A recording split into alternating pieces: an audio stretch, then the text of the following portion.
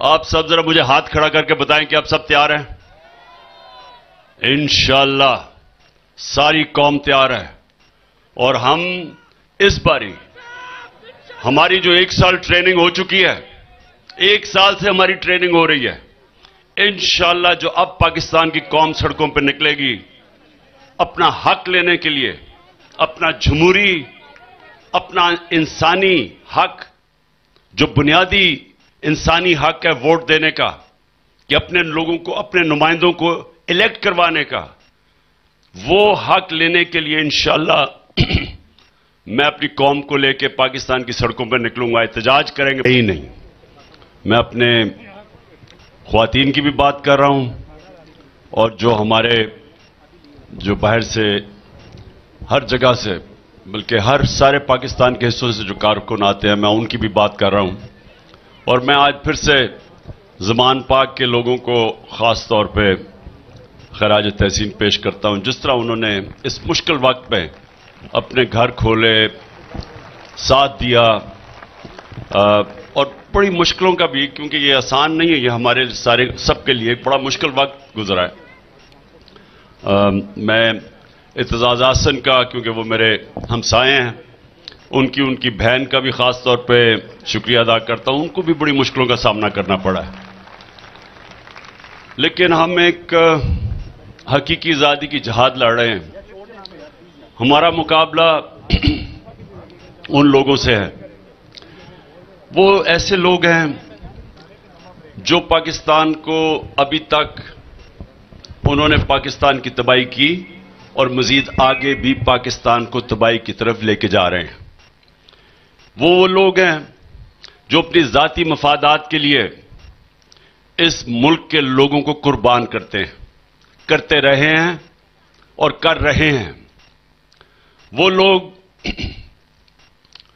عوام کا جو بنیادی حق ہے ووٹ دینے کا، جو پنجاب کے لوگوں کا حق تھا کہ جیسی اسمبلی ہم نے ڈیزالو کی، تو پنجاب کے لوگوں کا حق تھا کہ وہ اپنی ووٹ کے ذریعے اپنے نمائندوں کو منتخب کریں۔ یہ وہ لوگ ہیں جو اپنے ذاتی مفادات بچانے کے لیے یہ لوگوں کا وہ بنیادی حق نہیں دے رہے۔ یہ وہ لوگ ہیں جنہوں نے جس طرح کی سختی کی ہمارے لوگوں پہ، کسی جمہوریت کے اندر اس طرح کا ظلم نہیں ہوا سیاسی کارکنوں کے اوپر۔ یہ وہ لوگ ہیں جنہوں نے مجھے ایک دفعہ قتل کرنے کی کوشش کی اور گولیاں لگیں، دوسری دفعہ پھر جوڈیشل کمپلیکس میں قتل کرنے کی کوشش کی، اور یہ پھر سے بھی کریں گے، کیونکہ ان کو صرف ایک خوف آیا ہوا ہے کہ الیکشن ہو گئے تو عمران خان جیت جائے گا، اور اگر عمران خان جیت گیا تو ان کا احتساب ہو جائے گا۔ اس احتساب کے خوف سے یہ سب گھبرائے ہوئے ہیں۔ یہ جتنے بھی یہ مل کے جو سارا ٹولہ ہے لوگوں کا، اور یہ میں آپ کو یہ بھی بتا دوں کہ یہ ٹوٹل لوگ کوئی 7-8 لوگ ہیں جو سارے مل کے اس ملک کی تباہی ملک کو تباہی اور بربادی کی طرف لے کے جا رہے ہیں۔ یہ وہ لوگ ہیں جن کو کوئی فرق نہیں پڑتا پاکستان میں مہنگائی ہو، ان کو کوئی فرق نہیں پڑتا کہ ان کے دور میں سب سے تیزی سے روپے کی قیمت گری، کیونکہ ان کے پیسے ڈالروں میں پڑے ہوئے ہیں باہر۔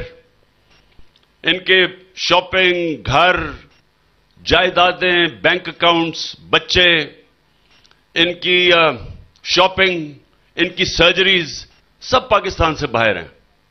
تو یہ پاکستان تو صرف لوٹنے آتے ہیں، جیسے مشکل وقت آتا ہے یہ باہر بھاگ جاتے ہیں، اور یہ ابھی پھر یہ پاکستانیوں میں سب کے سامنے کہہ رہا ہوں، یہ پھر باہر بھاگیں گے۔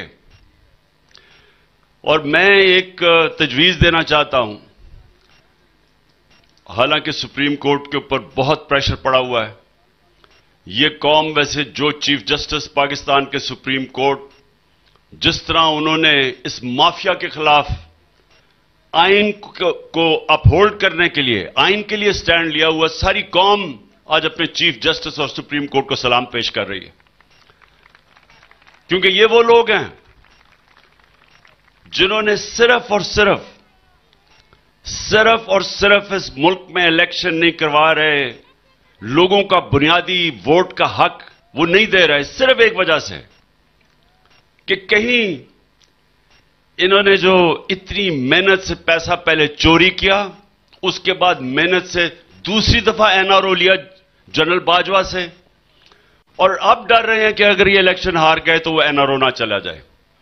اس لیے یہ پاکستان کو اس طرف دھکیل رہے ہیں.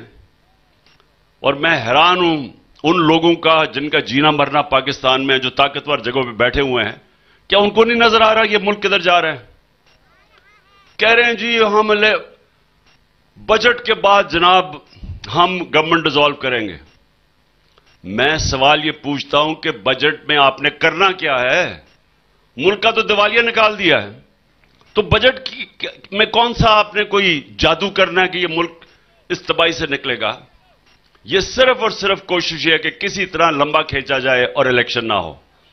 اور یہ دھوکہ ہے, کیونکہ اگر ان کو ملک کی فکر ہے اور یہ چاہتے ہیں کہ ایک ہی ٹائم پہ الیکشن ہو تو اناؤنس کر دیں, مئی کے پہلے ہفتے میں الیکشن اناؤنس کر دیں, ایک ہی وقت پہ الیکشن ہو جائے گا. لیکن یہ ان کی نیت نہیں ہے.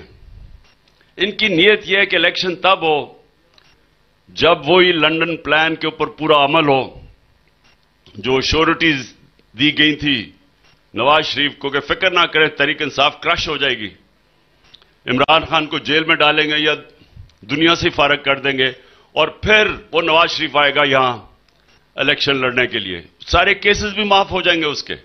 ابھی بھی ان کے نون لیگ کے لوگ کہہ رہے ہیں جی اس کے کیسز معاف کر دو. بھی کس قانون کے تحت؟